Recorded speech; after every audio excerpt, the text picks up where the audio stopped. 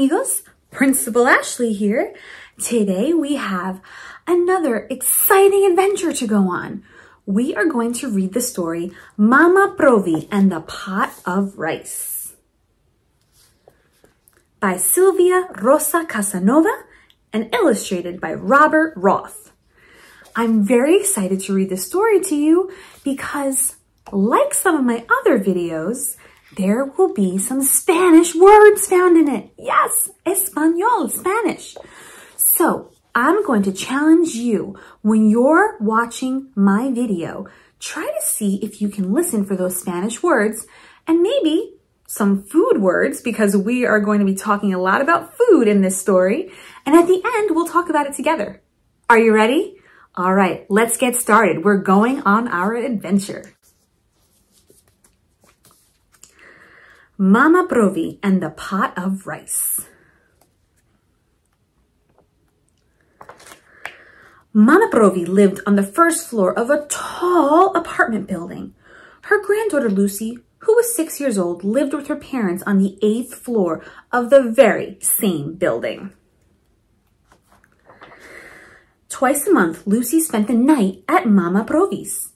They played games, listened to old scratchy records. At bedtime, Lucy always begged Mama Provi for a story. Mama Provi wove marvelous tales about when she was a little girl growing up in Puerto Rico with her 5 brothers and 4 sisters. Lucy fell asleep to stories filled with palm trees, sweet mangoes, and tiny little tree frogs called coquis. So, have you ever heard of the word coqui or the little animal coqui? Well, just like it said in the story, it is a little tiny tree frog and they kind of make a sound that sounds like their name. Coqui, coqui, coqui. They're very cute and small, but they're really, really hard to find. But you can hear them all the time when in Puerto Rico, at night especially. In the morning, Lucy helped Mama Provi cook breakfast. It was always a tremendous feast because Mama Provi didn't know how to cook for only 2 people. In her big family, she had been taught to cook for 12 people at one time. 12? Do you know how much a dozen is? Huh? A dozen is 12, yes. So Mama Provi cooked for 12 people at a time. One Saturday, Lucy's mama called to say that Lucy had the chicken pox and would not be able to visit that evening. Lucy was very, very sad. Mama Provi wondered what she could do to cheer her up. Before long, Mama Provi had a wonderful idea. Lucy always said that Mama Provi made the best rice with chicken in the whole world. And so, Mama Provi took out her largest pot and set out to make the most delicious arroz con pollo ever. Do you know what arroz con pollo is? Well, arroz in Spanish is rice. Con means with, and then pollo is chicken. So rice with chicken. Can you say it with me? Arroz con pollo. Very good. Muy bien. Arroz con pollo. Delicious. When the rice had cooled just enough, Mama Provi packed the pot in an enormous shopping bag. She locked her door and started up the stairs to the 8th floor. Mama Provi never, ever rode the elevator. Good for her, Mama Provi. The pot of rice was heavy, and it was not long before Mama Provi had to stop to catch her breath. She was resting on the 2nd floor landing when a wondrous smell tickled her nose. What's that smell?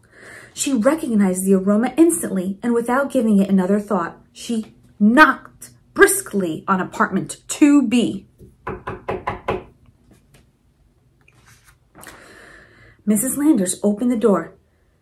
"Excuse me for bothering you, Mrs. Landers, but is that your crusty white bread that I smell?" Mama Provi asked.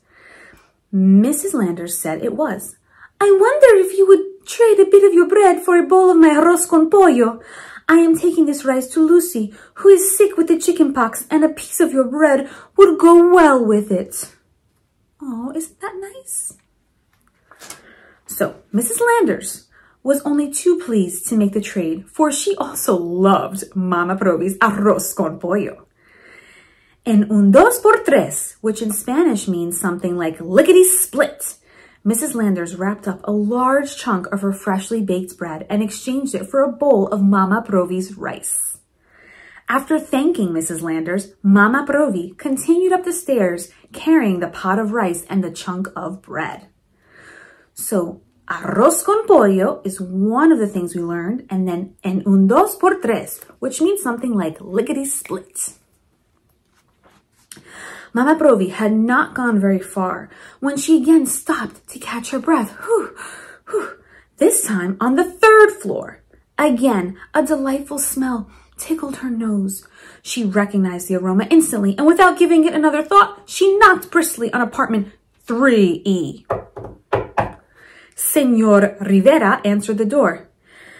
Oh, excuse me for bothering you, Senor Rivera, but are those your frijoles negros that I smell? Mama Provi asked. Senor Rivera said they were. I wonder if you would trade a bit of your black beans for a bowl of arroz con pollo I have in this pot.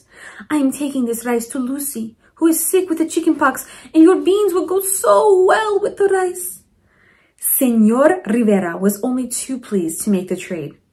En un dos por tres, he poured a generous helping of his beans into a container and exchanged it for a bowl of Mama Provi's rice.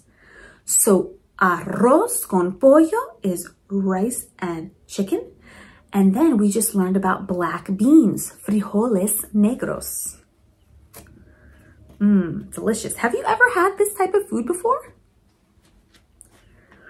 When Mama Provi reached the fourth floor, she was surprised to find Mrs. Pizzini from apartment 4G waiting for her. Mrs. Landers called to tell me that you have a large pot of arroz con pollo that you are taking to Lucy, said Mrs. Pizzini. I was wondering if you would trade a bowl for some of my fresh green salad. Mama Provi agreed immediately. A nice tossed salad would indeed go very well with her arroz con pollo.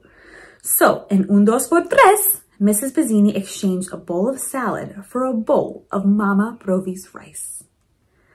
After thanking Mrs. Pizzini, Mama Provi continued up the stairs carrying the pot of rice, the chunk of bread, the container of black beans, and the bowl of salad. Wow, she is carrying a lot. Having given away so much of her rice, Mama Provi was amazed that her shopping bag was still so heavy. She was resting on the 5th floor when a heavenly smell tickled her nose. She recognized the aroma instantly and knocked briskly on apartment 5A. Mrs. Johnson opened the door. Excuse me for bothering you, Mrs. Johnson, but are those your colored greens that I smell? Mama Provi asked. Mrs. Johnson said they were. I wonder if you would trade a bit of those greens for a bowl of the arroz con pollo I have in this pot. I'm taking this rice to Lucy, who is sick with the chicken pox, and your colored greens would go so well with the rice. En un dos por tres, Mrs. Johnson wrapped up a generous portion of her collard greens and exchanged it for a bowl of Mama Provi's rice. When Mama Provi reached the 6th floor, she bumped straight into Mrs. Wu. Mrs. Pizzini called to say that Lucy is ill with the chicken pox, said Mrs. Wu. Please take this tea to her. I hope it will make her feel better. Mama Provi asked Mrs. Wu if she would like a bowl of arroz con pollo, but Mrs. Wu said she would wait until next time Mama Provi made her tasty rice. After thanking Mrs. Wu, Mama Provi continued up the stairs carrying the pot of rice, the chunk of bread, the container of black beans, the bowl of salad, the generous portion of collard greens, and the pot of tea. Wow, that's a lot of stuff. On the 7th floor, Mama Provi stopped to rearrange her shopping bag. Another enchanting smell tickled her nose. She recognized it instantly and knocked briskly on apartment 7C. Mrs. Kelly answered the door. Excuse me for bothering you, Mrs. Kelly, but is that your apple pie that I smell? Mama Provi asked. Mrs. Kelly said it was. I wonder if you would trade a sliver of your delicious apple pie for a bowl of the arroz con pollo I have in this pot. I am taking this rice to Lucy, who is sick with chicken pox, and your apple pie would make such a nice dessert. Mrs. Kelly was only too pleased to make the trade, and she exchanged a healthy slice of her apple pie for a bowl of Mama Provi's rice. Although Mama Provi had given away quite a bit of her arroz con pollo, her shopping bag was still very heavy. She had finally reached the 8th floor and had stopped to catch her breath when a delicious, heavenly, enchanting, wondrous, delightful odor tickled her nose. It was her arroz con pollo, Mrs. Landers' freshly baked bread, Senor Rivera's black beans, Mrs. Bazzini's green salad, Mrs. Johnson's collard greens, Mrs. Wu's tea, and Mrs. Kelly's apple pie. Without giving it another thought, she knocked briskly on apartment 8F.